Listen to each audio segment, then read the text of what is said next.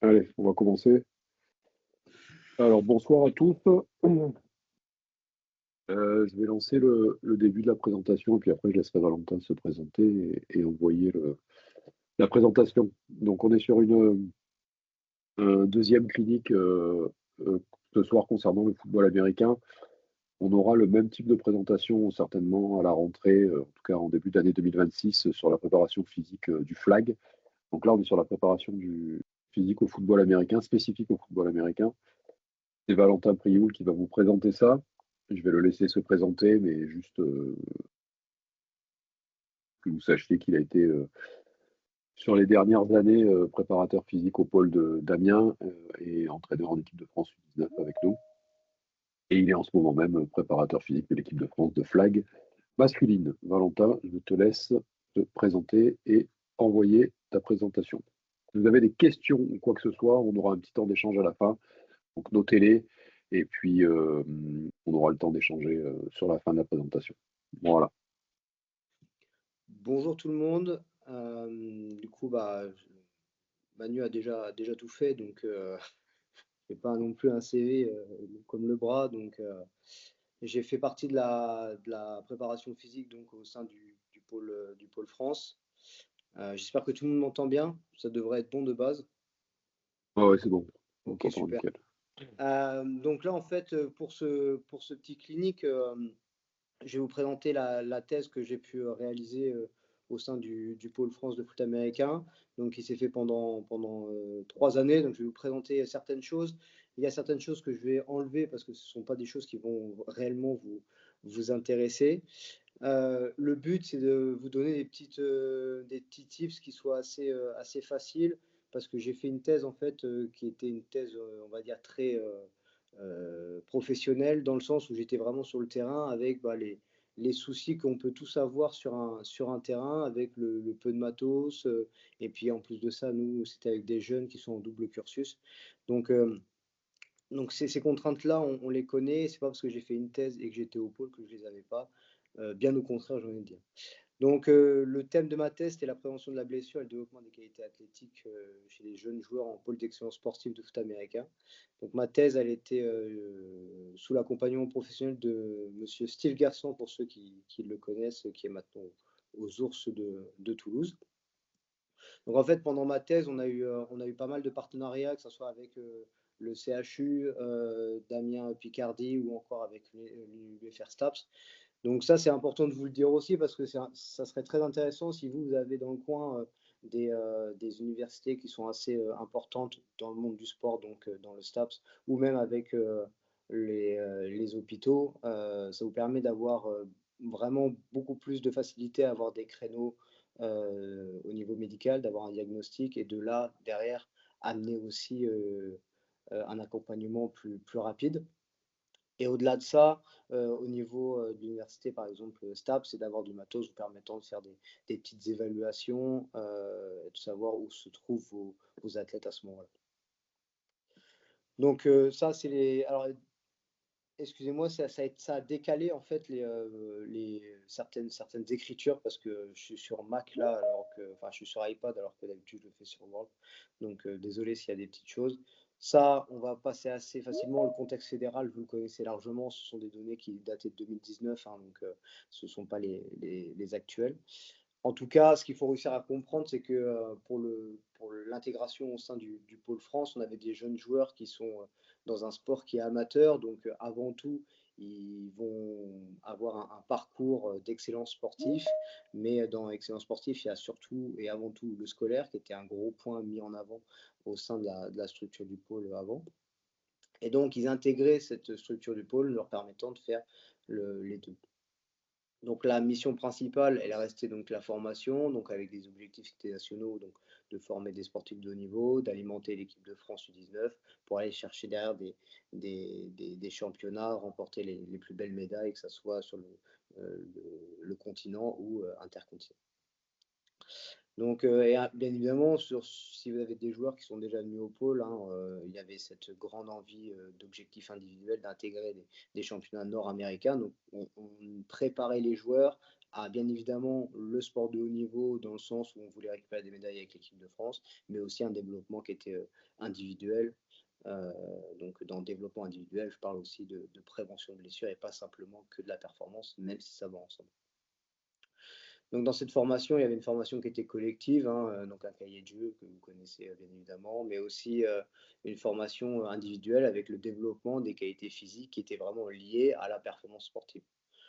Donc il fallait rejoindre en fait ces deux objectifs-là, donc cet objectif qui était plutôt technico-tactique et un objectif qui était plutôt basé sur la qualité physique. Et on part avant tout pour pouvoir lier ces deux objectifs sur une analyse de l'activité. Et donc, ça va être le premier point qui va être important sur cette départ de thèse. Donc, je passe à un sport collectif grand terrain, 4 cartons, attaque-défense, ça vous connaissez. Juste revenir sur les points au niveau des groupes de joueurs qu'on avait. Nous, on a divisé en trois groupes avec donc les linemen, basés plus sur des qualités de force, hein, moins de vitesse, on les connaît, mais quand même des hauts niveaux de puissance grâce à ces hauts niveaux de force. Après, on avait les skill players qui, eux, parcourent le plus de distance lors de matchs et lors des entraînements. Donc, une qualité de force qui est quand même moindre par rapport à la catégorie précédente, mais avec un gros niveau de vitesse qui permet d'avoir un niveau de vitesse, un niveau de puissance qui reste quand même élevé. Et puis après, on avait les big skills. Alors là, les big skills, ça peut se discuter, par exemple, avec le fait d'avoir les running backs chez les big skills, parce que bah, selon le système de jeu qui est joué, bah, on peut avoir un running back qui est beaucoup plus proche des skill players que des big skills. En tout cas, nous, on l'a intégré comme étant des big skills à l'époque. Donc, de ces biscuits-là, on a des joueurs qui sont plutôt hybrides, hein, avec des hauts niveaux de force, des hauts niveaux de puissance, et donc du coup, avec cela, des niveaux de vitesse qui sont aussi pas mal. Et c'est à prendre en compte dans la préparation physique qui va suivre. Donc, tout cela, ils vont rentrer donc, en confrontation ensemble à un moment donné. Donc, cette prépa, pareil, elle va prendre une autre tournure. Donc, le fait de marquer, d'avoir des passes, des courses, ou alors derrière avoir 4 tentatives, ça vous connaissez déjà. Il n'y a pas besoin de vous le répéter encore et encore. Sauf que nous, sur le travail d'analyse de l'activité, on a voulu savoir au niveau des actions qui étaient réalisées, si c'était plutôt donc de la passe, un style de jeu à la passe, un style de jeu à la course ou un style de jeu équilibré. Donc, bah, c'était caractérisé par exemple par la passe avec 69% des jeux lors du match des actions offensives qui étaient caractérisées par la passe. Donc, c'était dit un style de jeu à la passe. Si c'était la course, bah, du coup, c'était 69% de jeu à la course. Et sinon, équilibré, bah, c'était à peu près du 50-50. Et donc, que ce soit des styles de jeu, course, équilibré ou passe, eh ben, on avait dans tous les cas des caractéristiques au niveau des actions qui étaient brèves, intenses, avec une récupération qui est dite incomplète.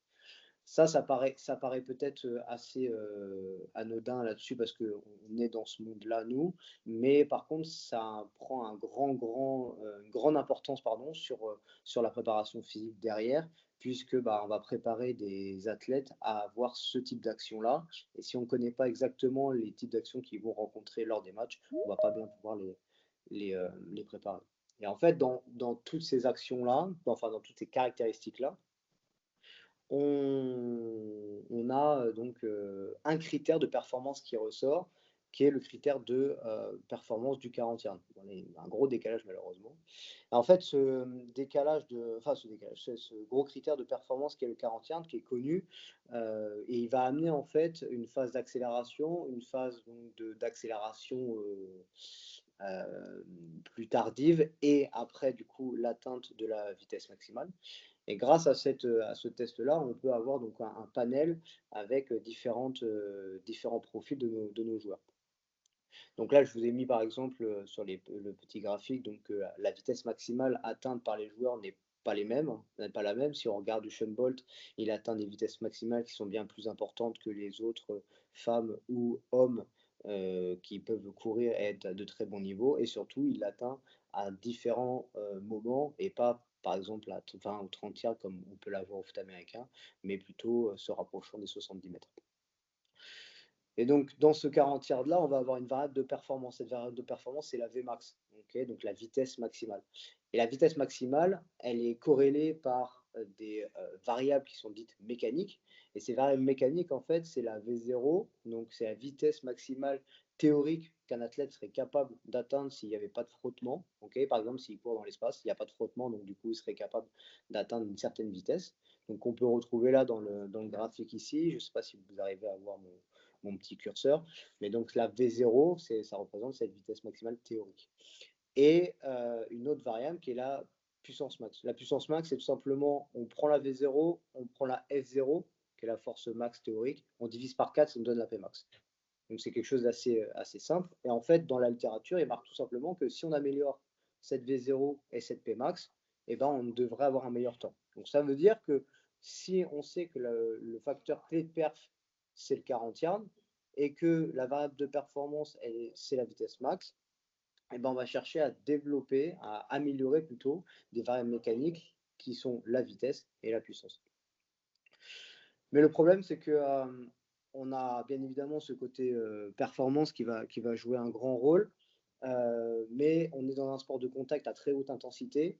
Et par exemple, les répétitions de sprint qu'on peut avoir lors des matchs qui peuvent durer 2-3 heures, hein, si on regarde des fois le Super Bowl, bien plus, et ben, ça va amener avec cette répétition de sprint une sollicitation plus importante des ischio-jambiers qui peut être l'un des risques de blessure.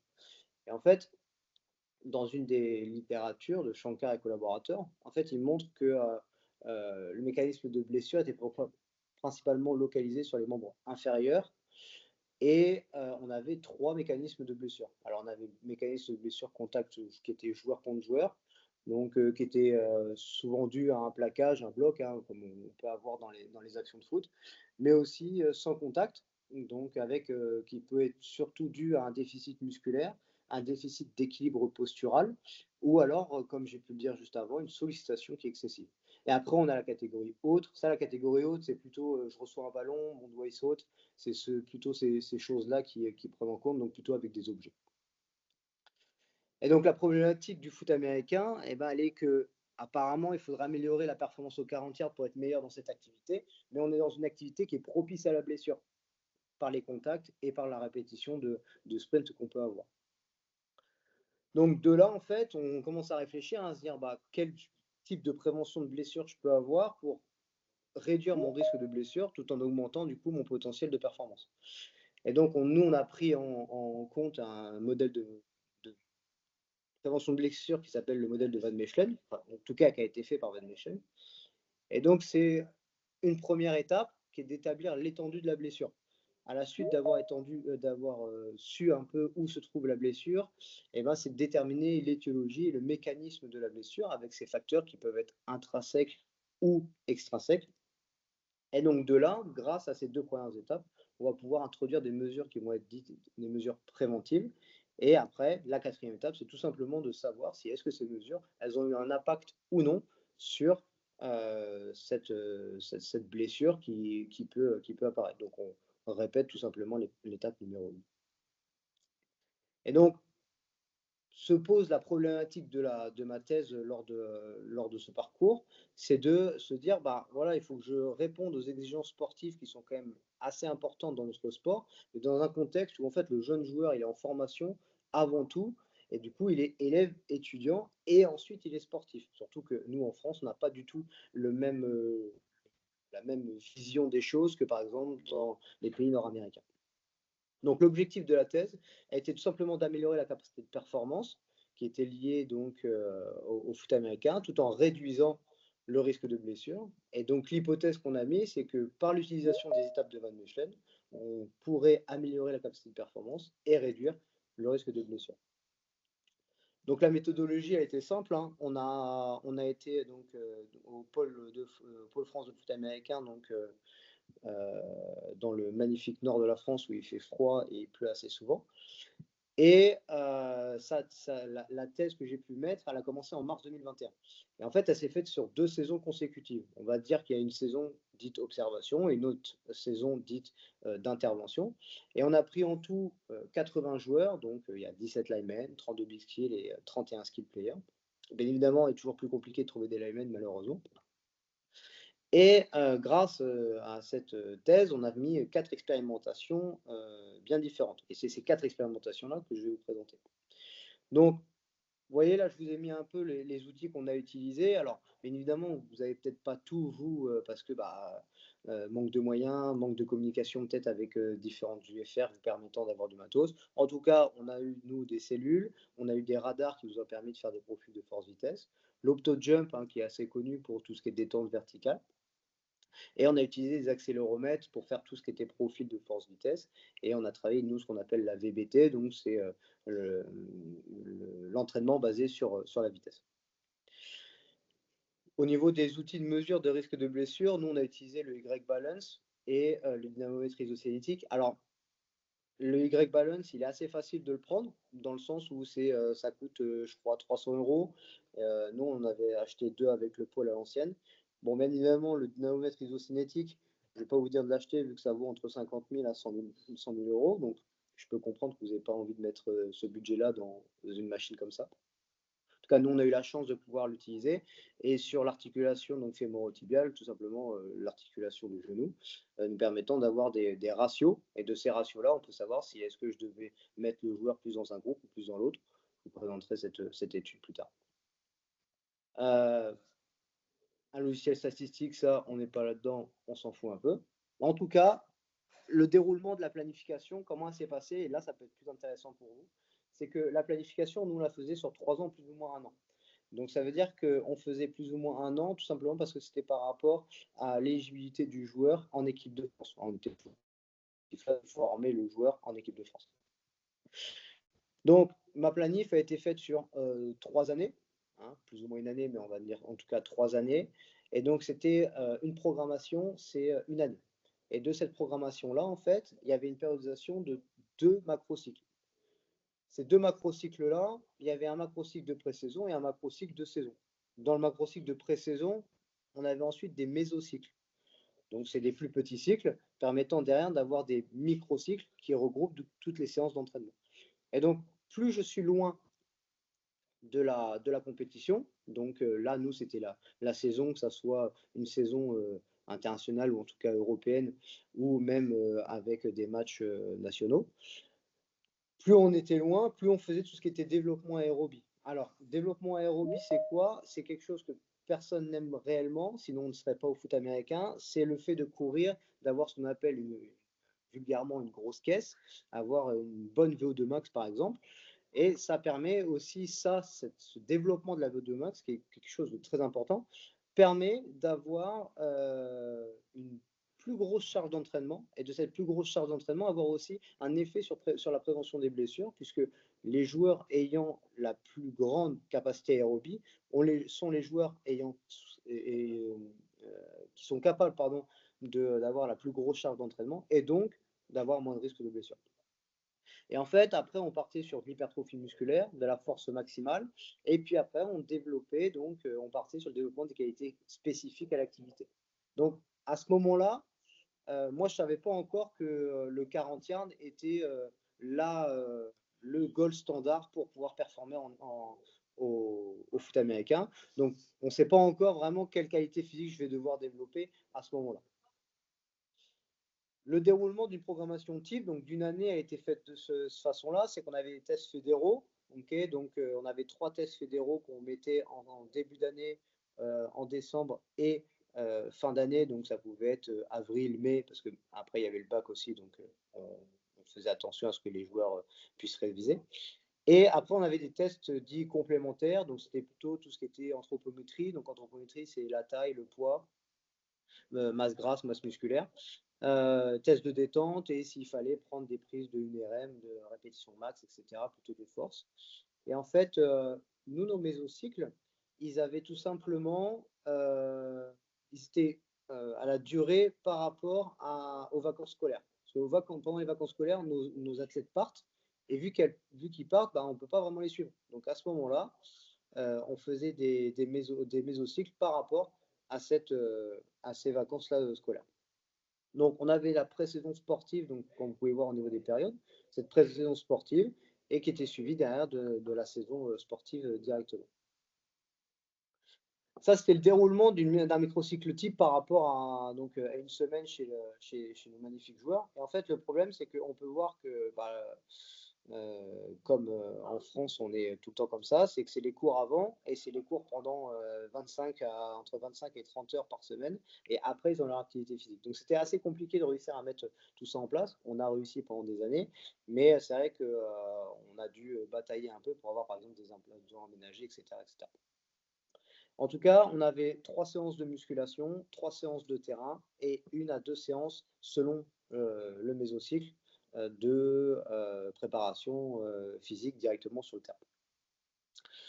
Et en fait, déjà dans un premier lieu, on s'est posé la question de savoir si, par cet aménagement scolaire que nous, on n'a pas, est-ce que déjà on aurait une différence sur peut-être l'analyse de l'activité, sur ces conséquences que peut avoir du coup ce manque d'entraînement par rapport aux États-Unis sur notre activité physique, donc entre les États-Unis et l'Europe. Et donc de là, on va commencer à partir sur une analyse de jeu, et donc on part déjà sur cette première étape. Si vous vous souvenez, cette première étape du modèle d'evaluation, c'est de savoir un peu l'étendue de base de la blessure, mais nous, on part sur l'étendue de l'analyse de jeu. Et donc, comme je vous disais, cette première étape qu'on va suivre. Donc, la première expérimentation, c'est une analyse vidéo de l'activité. On a fait cette analyse vidéo tout simplement sur le championnat d'Europe à Bologne, donc avec toujours cette attaque contre cette défense, avec soit une passe, soit une course, donc pour progresser, soit quel style de jeu on a pu utiliser. Toujours ces 3 tentatives pour parcourir 10 yards, parce qu'à la suite de ça, on va chercher à punter. Et donc, l'objectif de cette étude, c'était d'examiner l'effet du style de jeu des équipes sur leur résultat du championnat d'Europe et de ensuite les comparer avec le niveau universitaire américain.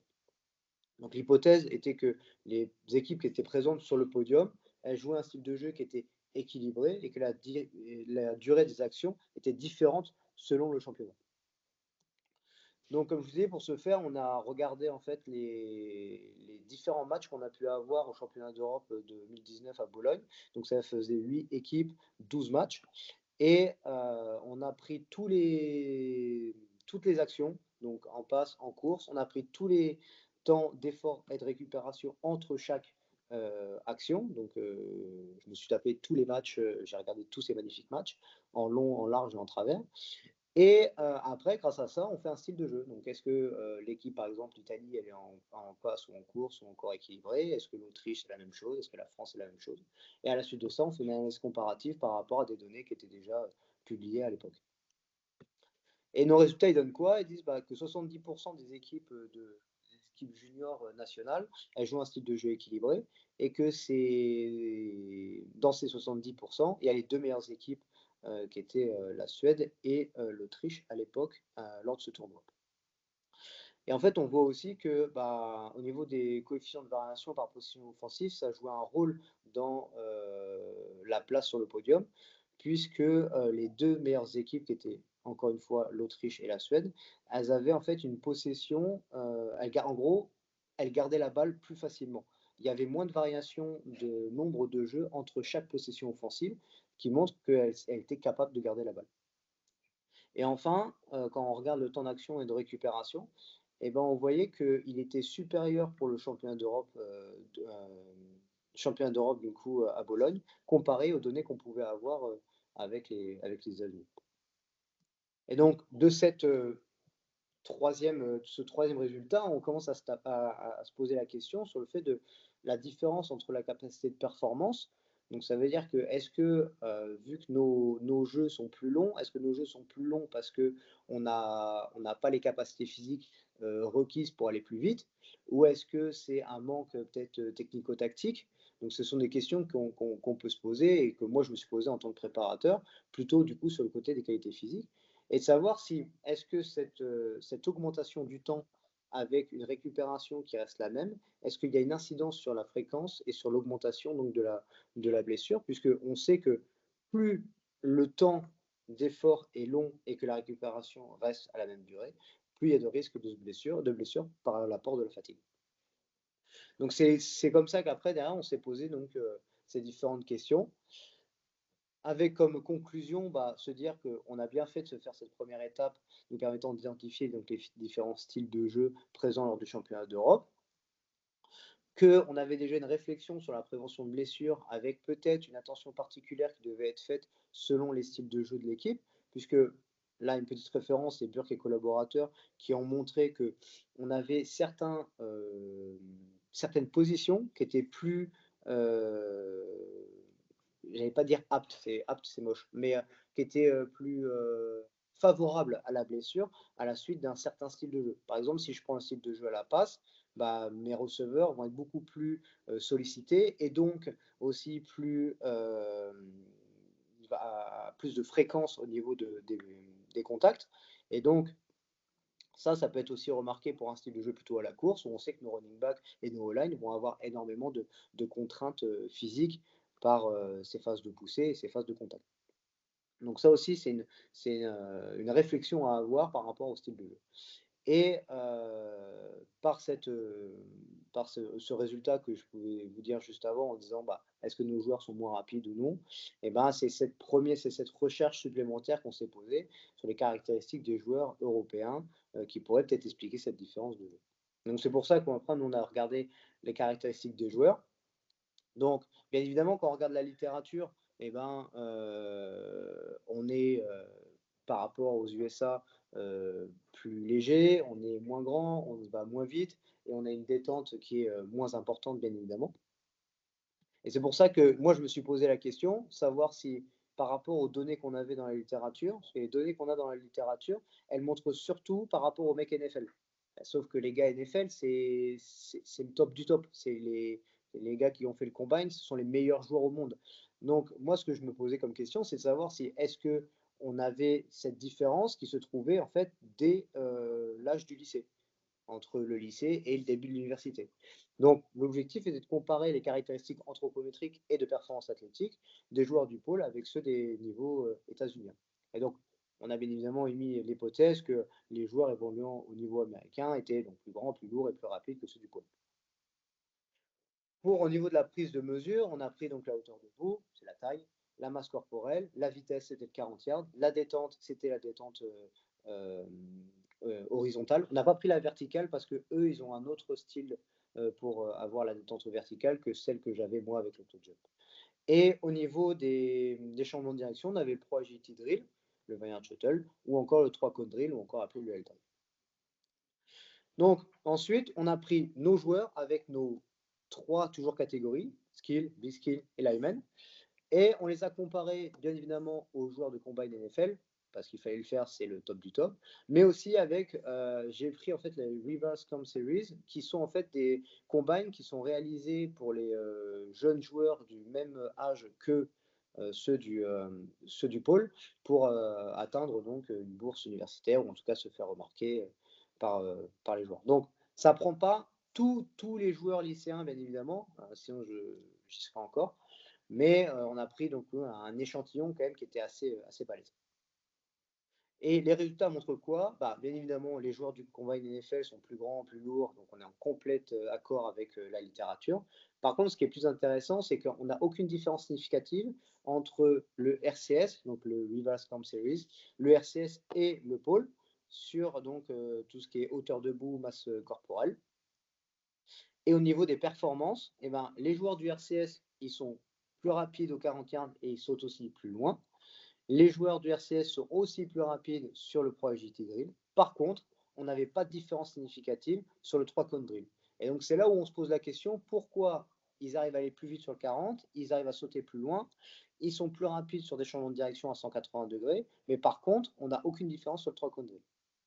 Donc, la question pour ça, c'est qu'on se dit, le RCS, par rapport au 40 yards et par rapport aussi au fait de sauter le plus loin possible, aurait donc une vitesse maximale. C'est une hypothèse, hein, que ces joueurs-là auraient une vitesse maximale qui est bien plus importante que les joueurs du Pôle France. La vitesse max, elle a quand même été corrélée avec une forte sollicitation donc des ischio-jambiers en excentrique. Donc ça veut dire que c'est déjà un appel sur le fait de c'est peut-être les ischio-jambiers en excentrique les ischio-jambiers dans une modalité de contraction excentrique qu'il faut peut-être travailler. Donc ça, c'est en accord avec les différentes références que j'ai mis juste en dessous. Mais on a aussi besoin, donc apparemment, d'une forte contraction concentrique des membres inférieurs, puisque sur les changements de direction à 180 degrés, comme on peut retrouver sur le Pro Agility Drill, eh ben, on a besoin d'avoir cette forte poussée à la suite de cette forte décélération. Donc c'est là où aussi on repart sur cette décélération, cette force excentrique. Et pour parler du 3-cone drill, eh ben, en fait, on part du principe que la performance au 3-cone drill, elle serait peut-être moins affectée par la force musculaire des membres inférieurs, causée par les différents angles de changement de direction. En effet, on a des changements de direction à 180 degrés, mais aussi à 90, à 360 avec le demi-tour. Et ça, ce seront peut-être du coup plus dû à des qualités de coordination intra- et intermusculaire qu'à un travail plutôt neuromusculaire comme la force, la puissance ou la vitesse. Donc c'est peut-être là où nous, on peut réussir, c'est pour ça qu'on peut expliquer le fait qu'on n'ait pas de différence significative sur le 3 drill. Donc, grâce à cette étude, on a bien vu que le 40 est un facteur qui était discriminant chez les jeunes joueurs et que ça nous amène sur une possibilité d'améliorer la vitesse maximale des joueurs en faisant, comment le faire en développant la force excentrique des ischio-jambiers. En tout cas, c'est l'un des points dans lequel on peut aller. Et aussi développer la force concentrique des membres inférieurs pour cette phase de poussée qu'on peut avoir au-delà du 40 yards sur des phases de poussée en confrontation de homme à homme, par exemple. Donc, ça nous a amené sur notre troisième expérimentation, c'est de se dire, on sait que c'est le 40 yards, d'accord. On sait que le 40 yards, c'est le gold standard. Maintenant, comment j'amène ma périodisation? Quelle périodisation je peux utiliser pour avoir donc le meilleur temps possible? Tout en partant du principe qu'il faut réussir à améliorer les variables mécaniques de V0 et de Pmax pour me permettre d'améliorer ma Vmax. Donc en fait, on va avoir deux types de périodisation. Moi, j'ai choisi deux types de périodisation, la périodisation par bloc et ondulatoire. Alors, par bloc, ça signifie qu'on va se concentrer sur une seule qualité physique, force, vitesse, puissance, pendant une période. D'accord? Une période allant de 2 à 4, voire 6 semaines. La périodisation ondulatoire, on va chercher à travailler sur les différentes qualités physiques qu'on peut avoir dans la semaine ou de semaine en semaine.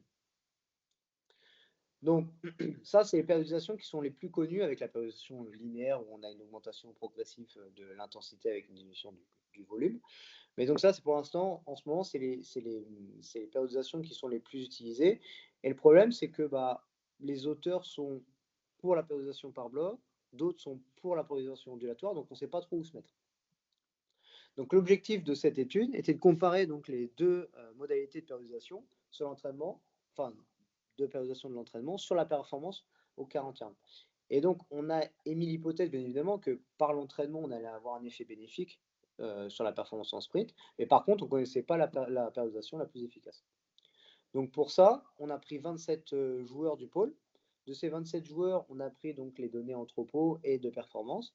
De performance, on a pris les profils de force-vitesse en sprint et on a pris aussi donc des profils de charge-vitesse et de puissance-vitesse en box squat qu'on a réussi à faire grâce à un accéléromètre, donc le Vmax Pro, qui s'appelle maintenant Enode Pro. Et ensuite, on a mis 12 gars dans la périodisation ondulatoire et 15 gars dans la périodisation par bloc. Donc la périodisation ondulatoire, comme vous pouvez voir, on travaillait la force, la puissance, la vitesse, donc que ça soit sur le sprint ou que ça soit sur le box squat, avec 2 semaines de décharge, où on pourrait même parler de 2 semaines de, pas de deload, mais vraiment une cessation d'entraînement. On a du détraining parce que malheureusement, des joueurs qui partent en vacances de février. Alors bon, il y en a qui partent au ski puis ils se font le genou, donc ça, bon, bah, malheureusement, on peut rien y faire. Mais il y en a qui font de l'activité, il y en a d'autres qui font pas du tout, et donc bah, ça, malheureusement, on part plus du principe qu'ils sont en détraining, en désentraînement, que en décharge, puisque bah, s'ils font rien, ils sont plus en détraining qu'en deload. Et pour la périodisation donc, par bloc, on avait donc le travail en force sur 3 semaines. Ensuite, on avait 2 semaines de travail de puissance, une phase de décharge, 2 semaines de puissance, et après on partait sur 3 semaines de vitesse. Sachant que, pour la petite histoire, à la suite de ce programme-là, on avait la compétition avec l'équipe de France en Italie, où il y avait quand même pas mal de joueurs du pôle qui sont partis là-bas.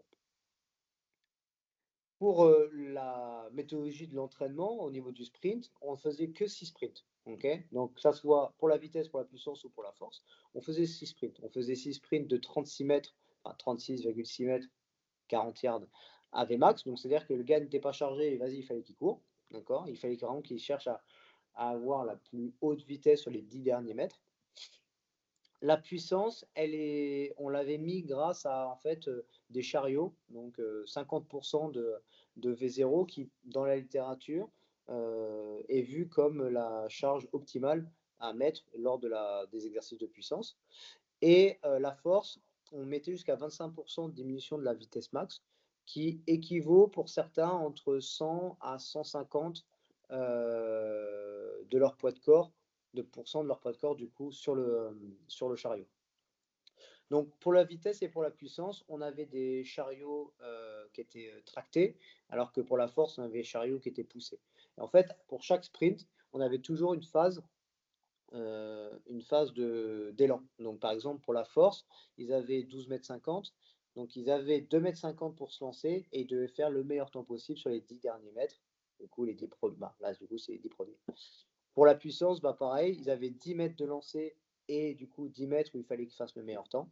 Et pour la vitesse, c'était la même chose. Les 10 derniers mètres avaient compté le plus et il fallait qu'ils fassent le meilleur temps possible. Ça, c'est surtout pour pouvoir les motiver et se dire j'arrive à pousser lourd ou alors j'arrive à aller très vite. Et pour le box squat, en fait, on a utilisé donc, la vitesse moyenne propulsive, donc la MPV de la barre. Donc ça, après, c'est pareil, c'est critiquable, dans le sens où il y a des gens qui utilisent la vitesse moyenne de la barre. Donc tout simplement, on met l'accéléromètre sur la barre et puis ça nous permet d'avoir des données. Et donc, certains utilisent la vitesse moyenne. Moi, j'ai utilisé la vitesse moyenne propulsive pour avoir surtout cette phase vraiment de poussée concentrique sans avoir cette phase de freinage. C'est pour ça que c'était assez intéressant.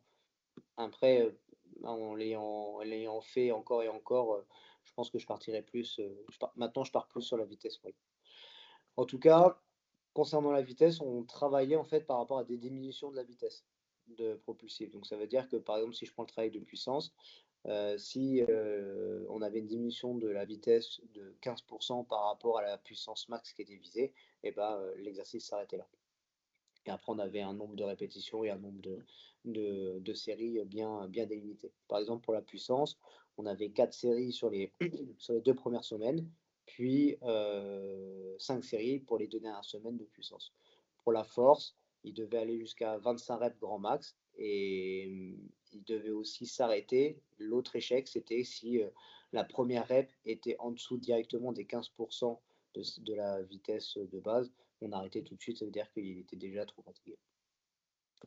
Et donc, les résultats, ils montrent que sur la performance aux 40 yards, on a une diminution donc du temps de 4,45% pour la périodisation par bloc, pour 3,2% pour la périodisation ondulatoire. Au niveau des temps intermédiaires, on avait donc sur le 10 yards, la périodisation par bloc, on avait une diminution de presque 5%, alors que pour l'ondulatoire, on n'avait que 1,2%, 1,3 on va dire. Et pour le 20 yards, on avait une diminution qui était seulement pour la périodisation par bloc, alors que par la périodisation ondulatoire, on avait une légère augmentation. Bon, elle n'était pas significative. Là, plutôt maintenant, au niveau des variables associées aux 40 yards, donc sur la vitesse max, la V0, on avait une augmentation de plus de 7% pour la PB sur la vitesse max, contre 4,5% pour la périodisation ondulatoire. Et pour la vitesse théorique, maximale théorique, on avait plus de 3% pour la périodisation par bloc et 1,5% pour l'ondulatoire. Concernant les variables de force, eh ben, en fait, on avait une diminution de la périodisation de la force sur la périodisation par bloc, donc ce qui est quand même assez important, parce qu'on est proche de 4% quand même de diminution de force, et on avait un maintien de la force pour la périodisation ondulatoire. Et concernant la puissance, ben, on n'avait aucune différence significative dans la population. Alors ça peut tout simplement s'expliquer par le fait que la puissance, c'est la force fois la vitesse. J'ai une augmentation de la vitesse, oui, mais par contre, j'ai une grosse perte de presque 4% de la force. Obligatoirement, la puissance, elle en prend un coup et du coup, elle ne bouge pas. Donc, de là, en fait, on peut voir que les réponses à l'entraînement en renforcement musculaire et en sprint semblent être sensibles au type de périodisation. Et en fait, la variation de performance sur les temps en sprint, elle semblerait indiquer que la périodisation par bloc, elle serait plus efficace que la périodisation ondulatoire pour améliorer la capacité d'accélération des jeunes joueurs donc au foot américain. Tout simplement pourquoi, si je reviens en arrière, on voit que sur les 10 premiers yards, eh ben, on a presque 5% de diminution sur le temps, donc ce qui est vraiment quand même pas mal. Comparé à l'ondulatoire, on n'a que 1,6%, enfin 1,26%. Et donc sur les variables associées, on a donc une amélioration qui est significative sur les variables de vitesse, donc qui montre vraiment l'efficacité du focus réalisé sur la vitesse maximale en PB en fin d'expérimentation. Parce que si je reviens en arrière, en fait, on peut voir que la périodisation par bloc, sachant que les tests se trouvaient à la fin de la planification, eh ben, on peut voir que sur les 3 dernières semaines, eh ben, on avait en fait un focus qui se concentrait surtout sur la vitesse. Et donc, c'est pour ça que on peut peut-être se dire que l'augmentation de la vitesse max et de la vitesse maximale théorique est peut-être plus importante grâce à ce focus qui a été réalisé par la périodisation par bloc. Alors que l'ondulatoire, on cherchait en fait tout simplement à avoir une session par-ci par-là de force, de vitesse ou de puissance. Et donc, ce focus semble être au détriment malheureusement de la variable de force, parce que le développement de la force, il a été fait en tout début, donc ça veut dire ça faisait 7 semaines que la force n'avait pas été, le travail de force maximale, vraiment charge très lourde, n'avait pas été réalisé par les joueurs. Donc ça peut être aussi cette explication-là. Donc, on a la performance au 40 yards, les deux types de périodisation sont efficaces pour améliorer, ça il n'y a pas de doute. Par contre, au niveau des qualités physiques, il est plus intéressant de mettre en place une périodisation par bloc pour le développement même des qualités physiques et de mettre derrière en place une périodisation ondulatoire pour le maintien de ces mêmes qualités. Donc, plutôt dans une question d'application pratique au sport collectif, on aurait peut-être une utilisation par bloc, périodisation par bloc qui serait plus intéressante dans l'intersaison ou dans la pré-saison, donc dans la off-season ou dans la pré-saison, pour développer ses qualités. Et derrière, quand on va chercher à être sur une périodisation et à être dans la saison même, là, on va chercher à faire une périodisation plutôt ondulatoire pour avoir un maintien de toutes ces qualités qui peuvent être vachement intéressantes pour la performance, en tout cas au foot américain. Donc, bien évidemment, le problème, c'est que la performance, elle n'est pas tout simplement on envoie les gars à courir et puis tout se passera bien. Il faut réussir à réduire le risque de blessure par rapport aux différents risques qu'on a pu voir et aux différents facteurs.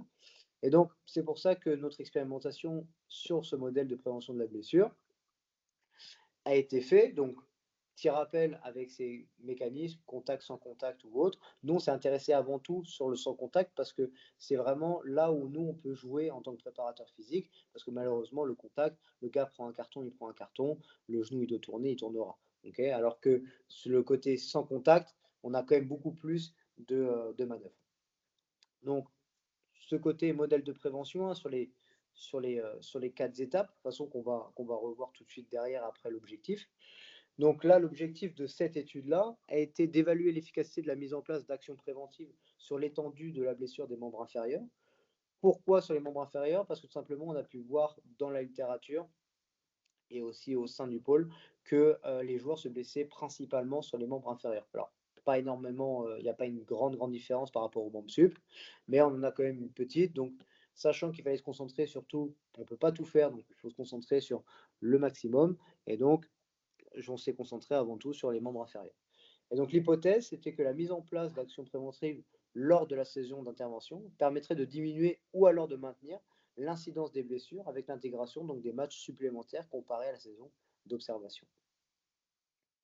Donc pour ce faire, on a utilisé la première étape, établir l'étendue de la blessure, déterminer ensuite l'étiologie et les mécanismes de la blessure. Et donc de là, grâce aux différentes visites médicales qu'a pu faire nos joueurs pendant cette saison d'observation, eh ben, on a pu avoir la date du traumatisme, l'activité, le type de blessure, la localisation générale, est-ce que c'est membre sup ou membre inf, la localisation spécifique, ainsi que le mécanisme de blessure. Et grâce à ça, on a ce qu'on appelle l'incidence de blessure, avec tout simplement en fait le nombre de blessures, avec le nombre de participants et le nombre d'heures d'activité au sein du pôle.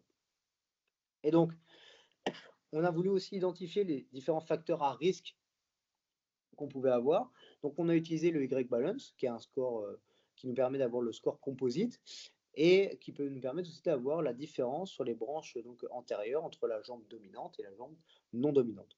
Donc, sur le score composite, on a la branche antérieure, donc c'est ce qui se trouve ici, la branche postéro-médiale qui se trouve ici et postéro-latérale qui se trouve ici. Après, ça dépend de quelle jambe est sur la plateforme. Et on divise par la longueur du membre inférieur, on le multiplie par 100 et ça nous permet d'avoir un certain score. Et nous, on a aussi utilisé du coup le dynamométre isocinétique grâce à un ratio mixte, ou encore appelé ratio de Croisier. Et on a regardé si aussi on avait la différence bilatérale des ischio-jambiers, donc en excentrique, vu qu'on a pu voir précédemment que c'était la force excentrique des ischio-jambiers qui était quand même déterminante dans la performance en sprint. Donc, à la suite de ça, lorsqu'on a pu savoir, lorsqu'on a fait nos 2 premières étapes, on a mis en place des mesures préventives. Alors, on a fait nos 3 groupes. Le premier groupe, il était composé des joueurs qui avaient un score composite inférieur à 90, donc vraiment sur le Y-balance, et une différence antérieure, du coup, entre les deux jambes, de plus de 4 cm. Et donc, de là, on a mis en place des actions préventives avec des exercices qui étaient basés surtout sur la mobilité de cheville, le renforcement de la cheville et aussi de la hanche. Et donc, avec des exercices en élastique, dorsiflexion, éversion, inversion, abduction, et le travail directement aussi de cheville, avec aussi un petit travail sur le bosu, etc. Donc voilà, travail sur tout le complexe de la cheville. Ensuite, on avait le groupe 2. Le groupe 2, lui, c'était travailler surtout, est-ce que tu avais un ratio mixte en dessous de 0,90? C'était un ratio mixte, en fait, en dessous de 0,90. Ça veut dire que tes ischio-jambiers sont moins forts que tes quadriceps en excentrique. Et donc, ça signifie qu'il y a un risque plus important de blessure. Alors, encore une fois, si on a des scientifiques dans la salle, ça aussi, c'est critiqué par le ratio de Croisier. Le ratio croisé est critiqué pour ça. En tout cas, c'est un des ratios qu'on a utilisé et qui nous permettait quand même de délimiter un peu les groupes. Et la différence bilatérale, si on avait plus de 15% de déficit entre la jambe gauche et la jambe droite. Donc, tout simplement, le Nordic hamstring que la plupart connaissent. Après, on a l'espèce de pont levant à une jambe. On essayait du coup, s'il y avait une différence bilatérale, d'avoir quand même un exercice sur la jambe dominante et la jambe non dominante, mais aussi d'avoir un travail qui se faisait surtout de façon unilatérale. Et enfin, on avait le magnifique groupe de pas de déficit. Donc ça, eux, ils avaient une prévention mixte. Ils avaient un mélange des exercices du groupe 1 et du groupe 2. Donc, au niveau des résultats, les 2 premières étapes nous ont permis de se dire qu'on avait presque 60% des blessures qui étaient localisées sur les membres inférieurs, qu'on avait quand même 70,4% des blessures qui sont causées par un mécanisme sans contact. Donc ça veut dire que c'est vraiment pas bon du tout. Il y avait un gros problème au niveau donc de la préparation des joueurs, puisqu'on avait ce 70%, c'est quand même énorme, qui sont causés par un mécanisme sans contact dans un sport où il y a énormément de contact. Que 50% des blessures, elles se produisaient à l'entraînement. Ça aussi, c'était un indicateur. Et que les blessures, elles touchaient majoritairement les B-skills et les skill players. Après, c'est normal, tout simplement parce que on avait plus de big skill et plus de skill players que de linemen, par exemple. Et donc, à la suite de cette introduction des mesures préventives, qu'est-ce qu'on a pu réussir à faire? On a réussi à diminuer de moitié l'incidence de blessures des membres inférieurs sans contact. Donc, ça veut dire qu'on est passé de 4,8 pardon, à 2,4 entre l'année d'observation et l'année d'intervention. On avait 3 fois plus de chances de ne pas se blesser dans la saison d'intervention. Donc ça veut dire qu'on avait quand même des mesures préventives qui ont amené sur un point important au niveau de la chance de ne pas se blesser, si je puis utiliser le mot chance. Et ensuite, on avait aussi une diminution des blessures aux membres inférieurs à l'entraînement, malgré une augmentation du temps de pratique de 21,6%. En effet, entre la saison d'observation et la saison d'intervention, on a eu des entraînements qui ont réussi à se rajouter par la modification des emplois du temps qui avaient pu être faits et les jeunes terminaient plus tôt, donc euh, on pouvait commencer l'entraînement plus tôt et donc on avait une augmentation du temps. Donc c'est-à-dire qu'on s'entraîne plus, on performe parce que, bah, comme on a pu le voir sur la troisième étude avec le 40 yard, on performe et en plus de ça, on ne se blesse pas. Donc c'était quand même un gros point, un gros point positif. Donc, mais bien évidemment, en fait, de là, on a pu en fait aussi ressortir des identifications, donc des facteurs à risque par les différentes blessures qu'on avait. Donc, un faible ratio mixte côté dominant était un des facteurs de risque. Un score composite côté dominant élevé permettait d'avoir 30% de risque en moins de se blesser. Donc ça, c'était sur le Y-balance.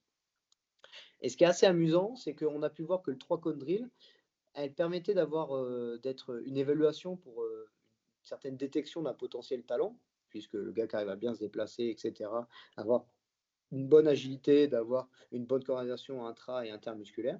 Mais par contre, ça pouvait aussi être une identification d'un facteur à risque de blessure. Donc, en fait, les joueurs qui étaient les plus rapides au 3 cone drill, étaient les joueurs qui étaient le plus à risque de se blesser. Donc, au début, on se dit c'est un peu bizarre, mais j'ai un peu, entre guillemets, la réponse à ça.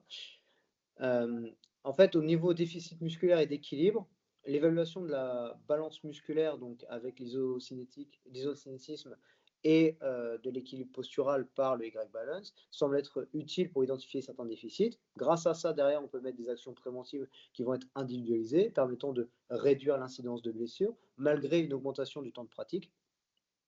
Et enfin, concernant le 3 cone drill, en fait, on avait déjà une étude sur des rugbyman qui montrait que les joueurs les plus rapides sur le 30 mètres étaient les joueurs qui avaient le plus de risques de se blesser. Mais en fait, c'est tout simplement parce qu'ils vont chercher des tels niveaux de vitesse qu'en fait, quand il y a une confrontation qui arrive, la confrontation est quand même plus importante. Donc c'est peut-être ça aussi qui peut être l'un des facteurs de risque. En fait, c'est plus tu vas aller vite, plus tu vas avoir aussi peut-être des risques de blessure dans le sens où tu amènes des contraintes musculaires qui sont plus importantes et en plus de ça, à des plus grandes vitesses, les chocs sont plus violents. Donc, on a réussi à réduire le risque de blessure donc grâce à ce modèle de Van Meschen en 4 étapes. On a réussi à individualiser des mesures préventives, mais qui étaient directement faites sur le terrain avec des séances d'entraînement et des séances de renforcement musculaire. Donc vraiment, on n'a rien inventé, hein, clairement. Et ces mesures préventives, elles peuvent s'intégrer dans un échauffement collectif, en salle ou encore sur le terrain. Donc au niveau de la conclusion, ce qui était bien en fait, c'est qu'on a pu vraiment avoir une application pratique au foot américain avec l'identification et l'amélioration des facteurs de perf et une mise en place d'actions préventives sur le terrain. Les points limitants, c'était plutôt la quantification de la charge scolaire et de la charge d'entraînement, dans le sens où la charge scolaire, bah, elle joue quand même un grand rôle dans la performance. Cette quantification de la charge scolaire, elle peut aussi être, si on part sur des gens qui travaillent, qui se tapent 35 heures par semaine, mais que derrière ils doivent performer aussi, ça peut être très très compliqué. Donc cette charge scolaire, c'est un peu cette charge de travail que vous pouvez avoir, vous, en tant qu'adulte responsable. Et la quantification de la charge d'entraînement, puisque faire remplir des questionnaires à 40 athlètes, je peux vous dire qu'on s'arrachait les cheveux. Donc c'était très compliqué, malgré la mise en place d'une application où ils utilisent toujours leur téléphone, mais pas pour ça.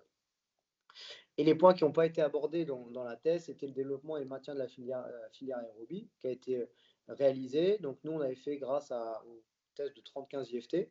Et 30-15 IFT nous permettait d'avoir une quantification aussi derrière de la charge que je pouvais mettre au niveau de l'intensité, puisque je travaillais par rapport à un pourcentage de cette vitesse qu'on a pu avoir lors du test.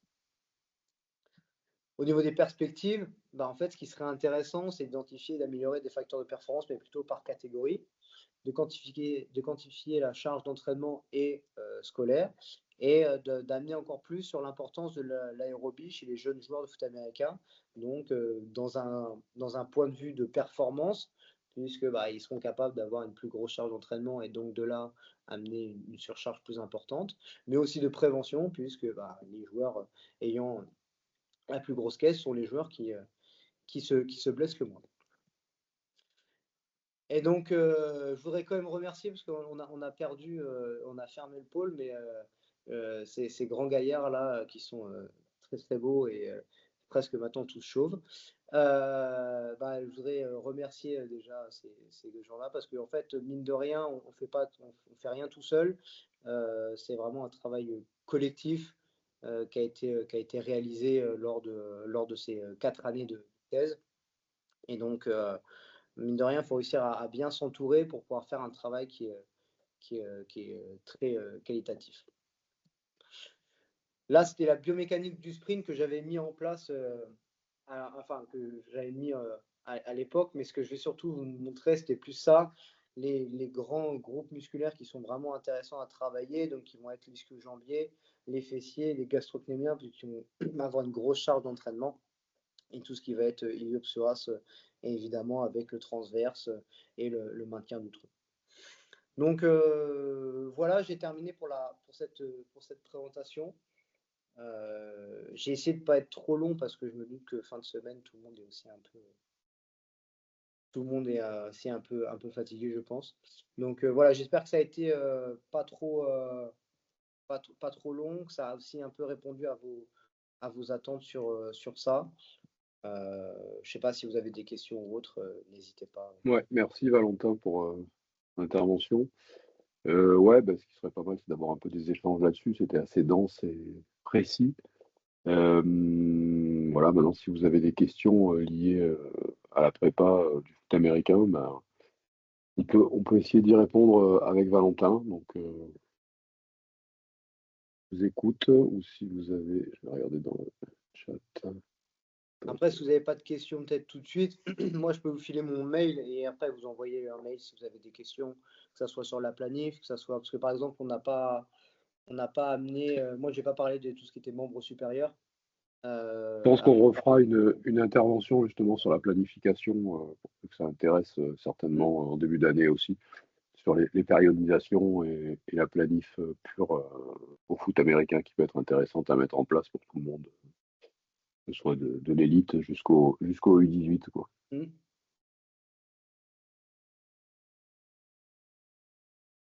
Pas de questions? À moins que. Attends, je regarde si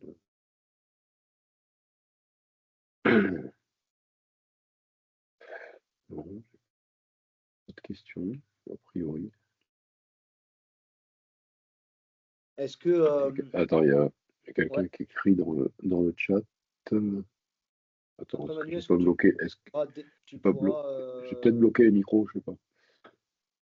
Ah, peut-être. Ça a été enregistré de toute manière. Ouais, c'est ce que je voulais dire. Au pire, je peux donner mon mail et comme Ouais, ça.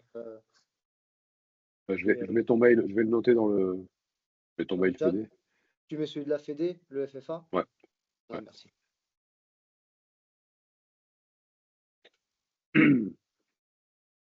Vous n'hésitez pas, je vais mettre le lien aussi si on veut m'écrire. Juste, moi, j'aimerais, je ne sais pas si peuvent répondre, mais du coup, est-ce que c'est ce type d'intervention vous paraissent pertinentes? Est-ce qu'il y a des choses sur lesquelles vous voudriez qu'on intervienne? L'idée, c'est d'avoir régulièrement ces interventions faites par soit des gens de la Fédé, soit des gens extérieurs mais qui travaillent avec la Fédé, des entraîneurs sur le foot américain, sur le flag. Je ne sais pas s'il y a des demandes ou des choses un peu qui vous intéresserait, c'est le moment de vous faire entendre, parce que voilà, histoire d'être plus près. Hop, non, il n'y a que des.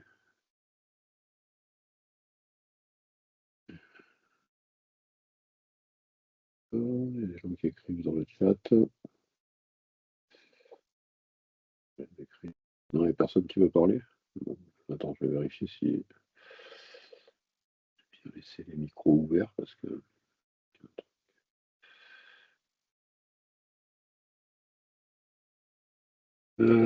Très pertinent, intéressant. Pour la planif. Un webinaire sur la planif, ouais, tout à fait, mais ça va être, c'est prévu. Je pense que les micros doivent être coupés. Je vais essayer de vous le. En tout cas, n'hésitez pas par le mail si vous avez besoin de conseils ou autres sur. Moi, je parle pour le côté prépa physique. Mm. N'hésitez pas à envoyer un mail et puis on est là pour. Enfin, moi, en tout cas, je suis là pour vous aider. En tout cas, ça me fera vraiment plaisir de pouvoir aider des collègues, j'ai envie de dire, là-dessus. Donc, n'hésitez pas, hein, je suis ouvert, bien évidemment. Ouais, non, complètement. Puis c'est vrai que sur de la planif, ça peut être intéressant aussi, et notamment comparer ce qu'on faisait dans les pôles et ce qui est faisable dans un club en France. Et il y a des choses qui sont quand même super euh, transportables. Alors, il y a une question. Je sais pas si tu vois le chat, Valentin? Ouais, ouais, c'est bon, je vois. Comment je quantifie la charge d'entraînement? Bah, un truc tout con, hein, je faisais Foster. Ça veut dire que j'utilisais de la SRPE avec les joueurs. Après, les joueurs dans l'application Athlète 360 qui était fait par le grand INSEP, ils pouvaient en fait mettre là où ils avaient mal, ou etc. Après, tu as ce qu'on appelle des questionnaires de wellness qui sont plutôt dans le sens où des questionnaires avec du sommeil, etc., qui prennent vraiment en dehors de Ouais. l'entraînement. Il y a des Euh, choses qu'on faisait sur les pôles, notamment, sans être. Parce que c'est vrai que l'application d'INSEP, elle est un peu plus lourde à gérer, mais des trucs tout simples qu'on faisait dans les pôles, c'est le matin, ils se lèvent et ils répondent à 5, 6, 7 questions, très simples, et en fait, après, on calcule, il y a des scores et ça donne le taux de fatigue, en gros, des athlètes. C'est assez simple à faire, ça. Et après, on pourra vous en filer aussi, quoi. Après, le truc, c'est que en étant dans un club, par exemple, donc plus basé sur le ressenti des athlètes. Ouais, ouais, Oui, ouais. Bah, en tout fait, à il faut que fait. tu fasses tu quantifies déjà ta propre charge d'entraînement, dans le sens où tu veux toujours qu'il y ait bien évidemment une surcharge, mais il faut faire attention à qu'il y ait un moment, une phase de décharge, parce que sinon tu vas arriver dans du surentraînement.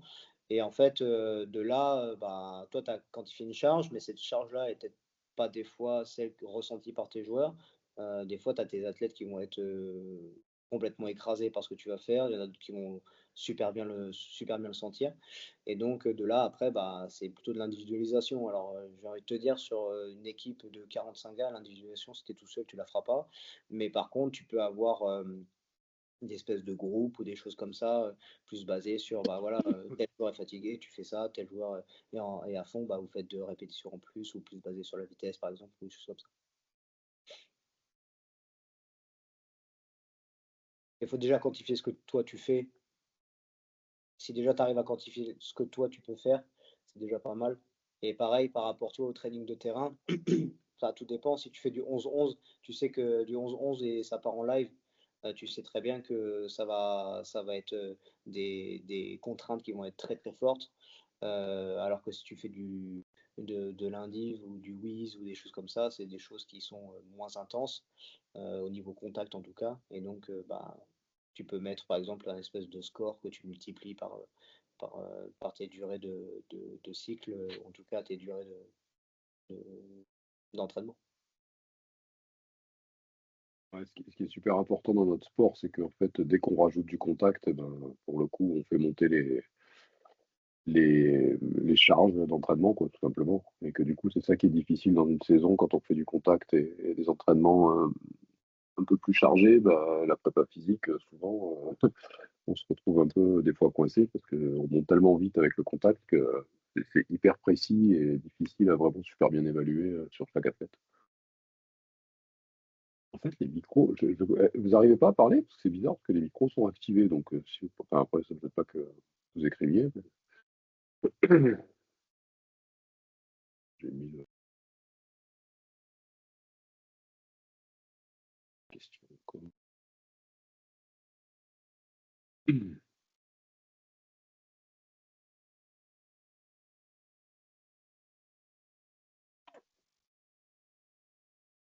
Bizarre quand tu es en train d'écrire, tu attends la question, là, tu sais,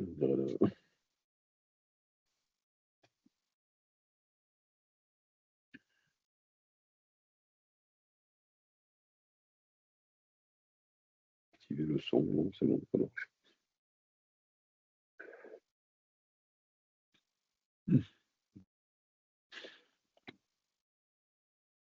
Dans la dernière question, qui est tu estimes l'opposition mis sans contact sur le travail élevé dans ce cas? Pardon.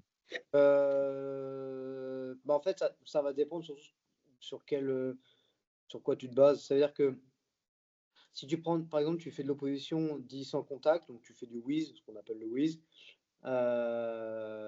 Si tu travailles en red zone, tu auras une charge qui sera quand même moins importante que si tu travailles sur des openers ou si tu travailles sur une première et 20, enfin une première et 10 sur tes 20 par exemple, tu vois. Par le fait d'avoir énormément de terrain, tu vas avoir plus d'accélération à très haute intensité, à très haute vitesse, et donc de là, en fait, tu sais que tes joueurs vont aller chercher des hautes vitesses, et ces hautes vitesses, bah, c'est celles qui sont aussi les plus fatigantes musculairement parlant. Donc en fait, c'est tout simplement aussi par rapport aux situations que tu vas mettre en place.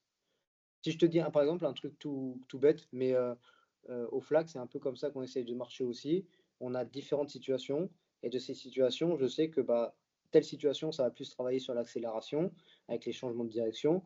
Telle situation, ça va plus travailler sur la vitesse max, etc. Et en fait, au foot américain, tu as un peu la même chose, avec plus de, plus de terrain encore. Donc, c'est là où moi, je pense que ça peut être une charge de travail élevée, seulement si, par exemple, tu fais du premier et 20, enfin un premier et 10 sur tes 20 et que tu vas chercher à faire des big plays par exemple. Ouais, plus ta distance ça va être réduite, bah, moins Ah, c'est ça, ouais. ton facteur que tu appelleras de position, enfin de charge élevée sera faible, quoi, tout simplement. Un mec qui est en, Tu fais qui est en- courir 10 fades de 50 yards d'un receveur, je peux te garantir qu'il va sentir le travail élevé, là. Ah bah, il va s'arrêter déjà à 10, hein, et puis Ouais, il va se tenir l'ischio. ouais, s'il y en reste un.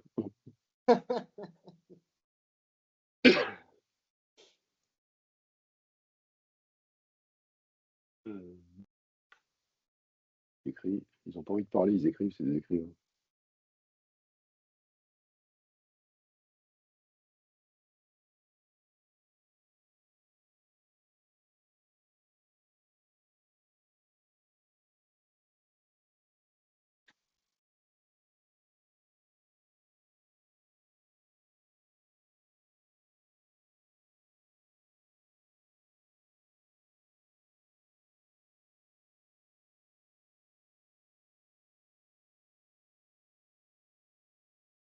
Alors, Avec ta réponse, tu quantifies très précisément la charge de travail. Est-ce que dans la pratique, c'est conseillé de suivre ce modèle avec des joueurs qui travaillent 35 heures, etc. Comment ça? bah C'est-à-dire oui. Bah, moi, si je comprends ta question, oui, au contraire, c'est même hyper pertinent parce que quelqu'un qui bosse Ah, 35 tu heures ou quantifies plus, la charge d'entraînement avec des joueurs ouais, qui avec des... Ouais, ah bah oui, ouais, ouais, c'est sûr. c'est hyper intéressant de savoir le soir si tu as des gars qui sont fatigués, qui sont pas fatigués, qu'est-ce que tu vas pouvoir mettre, pas mettre. En plus, ce qui est un peu relou des fois dans les équipes françaises, c'est que chacun s'entraîne de son côté en prépa physique et que du coup, bah, tu sais pas trop qu'est-ce qu'ils font pas, et du coup, d'avoir une espèce de façon de les connaître et de les interroger où ils en sont sur leur charge de travail, bah, moi, je trouve que ouais, c'est hyper pertinent, c'est même presque plus pertinent C'est plus que en pertinent, mais pôle. par contre, j'espère que toi, tu travailles en 35 heures Ouais, en club. ouais, c'est ça, ouais. Ce que j'allais dire. Parce qu'après, c'est bien de poser des questions, mais il faut traiter les réponses, hein. Ouais, il faut réussir ça sera très compliqué de précisément avoir la charge de travail, etc. Ouais. Sauf si tu travailles que dans le club et que c'est vraiment ta mission. Après, tu peux très bien Ah, t'as quand même savoir. maintenant des applications aussi qui sont pas mal Ouais, faites là-dessus, quoi. tu Il y a peux. des... Après, vraiment la meilleure chose, c'est aussi de connaître tes joueurs et de savoir, bah, voilà, de discuter avec eux. Si le gars, il sait très bien qu'il a une grosse journée tous les lundis ou des trucs comme ça, bah, et le lundi, tu évites de mettre trop de charges d'entraînement et tu essaies d'en mettre soit un peu avant, soit 2 jours après, par exemple, histoire de pas d'avoir le gars le plus frais possible. Et du coup, ça serait plutôt dans un clinique de périodisation, de planif et tout ça, qui serait, je pense, vraiment intéressant, à mon avis, pour tout le monde. Ouais, faire un bon truc là-dessus.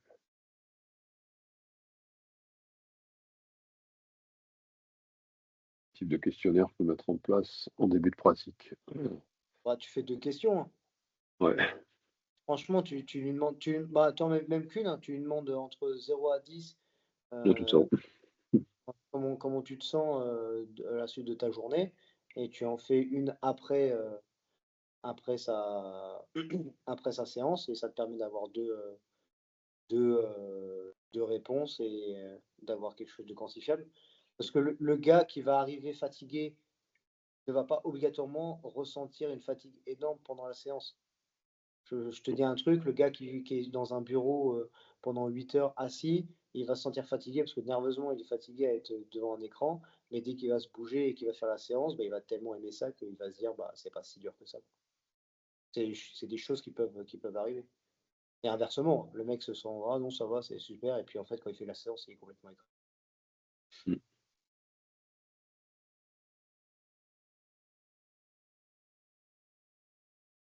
J'essaierai je crois que j'ai toujours des questionnaires qu'on faisait à Bordeaux là, il y a quelques années. Je peux essayer de les passer pour ceux qui sont intéressés.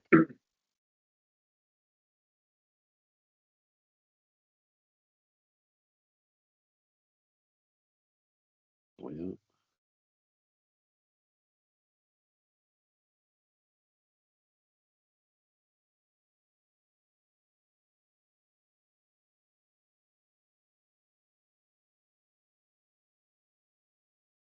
Et bah de rien, de toute façon, Manu paye très très cher pour être là. Donc,